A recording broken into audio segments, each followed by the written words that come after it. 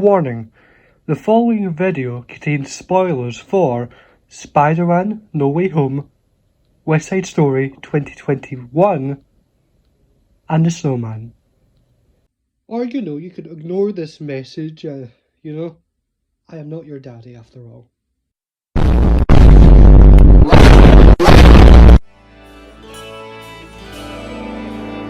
Hello all, my name is Kyle Thompson, and this is Kyle Reviews the Movies. Now, these are films that I've recently watched that I want to give my thoughts on because I'm just love gushing about films, and these three are very good films, all very amazing films that I just want to talk about, to be honest with you. So let's just get started with Spider-Man No Way Home. Oh boy, this movie was bloody magic. It's really good. It's really enjoyable. So if you haven't saw the movie, go and watch it. But most of my friends have saw it, and I'm assuming that you've clicked on this video, you have saw it. So I'm going to spoil it. So, it's really good. I love all the Spider-Man villains, obviously. It was an interesting story with Doctor Strange and Peter Parker, trying to make everything happier, I suppose. He wants to do things better type of thing, and he doesn't really succeed in that. I love it when just the villains just go mental after, Norman Osborn is just like, I'm a bit of a scientist myself, but the movie was really good, as you might have known, especially with the two appearances of the previous two Spider-Man, Tobey Maguire and Andrew Garfield, and it was just great. I started smiling when Tobey Maguire was on screen, and just everything about it was just so happy. And then they got to the ending, and now I was quite a little bit sad because, Peter doesn't know Mary Jane and Ned anymore, and it's tragic, really. But what a way to end this trilogy, but there'll probably be more if Tom Holland, doesn't want to start his family with Zendaya. But the movie was really good. I loved all the CGI effects, and especially the set piece of New York. Everyone was great. It was fantastic. But I don't think it was the best Spider-Man movie. It was really good, and I really enjoyed it. And it was a culmination of all the previous live-action Spider-Man movies together. But I don't think it's as good as many people realised it is. Because many people are saying, best movie of all time. And I don't think it is. It's really good, don't get me wrong.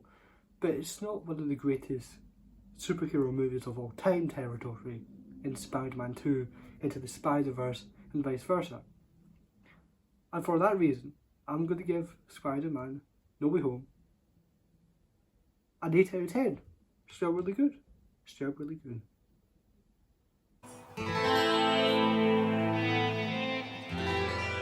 Alright, so West Side Story. Now, I have saw the original, and I love the original. It's really bloody good. And it's one of the best movie musicals ever, basically. I then watched Steven Spielberg's version, the newest one, and I was underwhelmed, really. Basically, me and my dad and all my parents listened to the Mark Kermode and Simon Mayo movie podcast, and those two were gushing about the movie so hard. I was like, oh, so it's going to be better than the original, alright, I like it. And then we watched it, and I don't know, it was good. Let me tell you that. It was really good, to be fair. I like the sets. The sets were amazing compared to the original.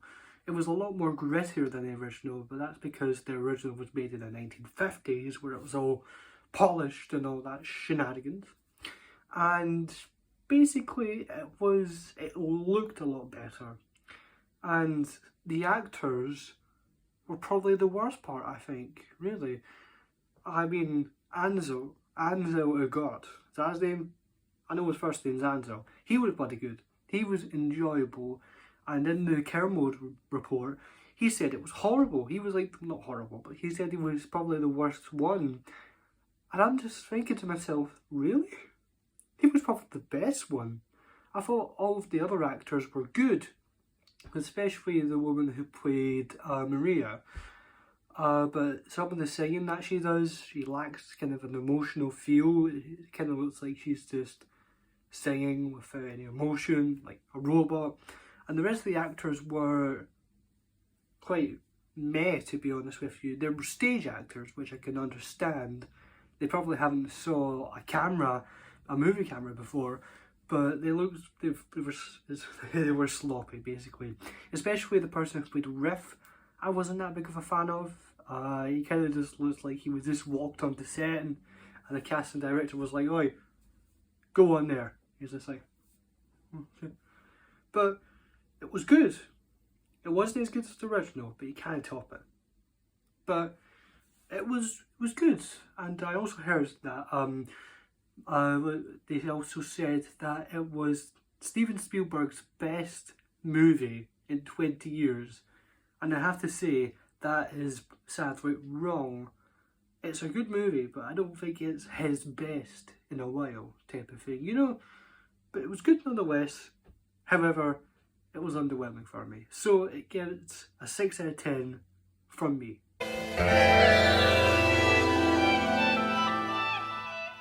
Oh goodness, I love The Snowman. It's one of my favourite films ever, and even though it's a Christmas movie, it's still lovable. I actually tried to find the DVD for it because I knew I had it, but couldn't find it. So it was free online on YouTube, so I watched that.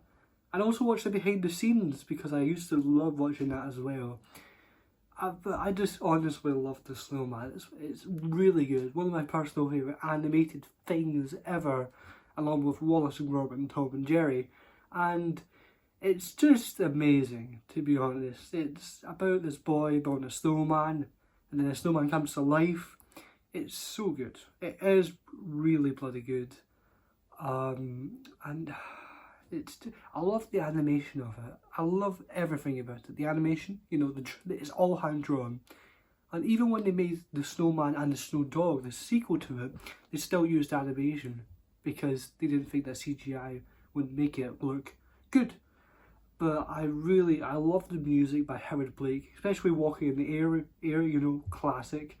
And also, there's this bit where the boy, James, goes into the snowman village, as I like to call it, and he meets Santa Claus, and there's this synth that I absolutely go nuts over because it's just bloody good.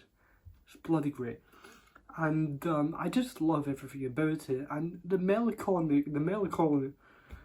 bittersweet ending, I suppose I would rather call it, of the snowman melting is tragic, and then the scarf that Santa gave him, he has it, so he's like, you get that sense of hope in it, you get that sense of joy that you had, and it's just a wonderful thing to watch. Even during the summertime, you could still watch it and you'll still love it. So it's on YouTube, and behind the scenes is on YouTube as well. Go and watch them both. 10 out of 10, a personal favourite of mine. Hi folks, again.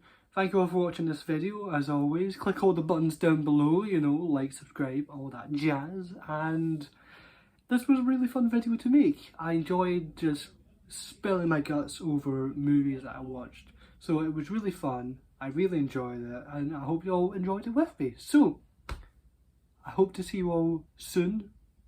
And that's really all. Have a good night. Have a good day. Whatever. See ya.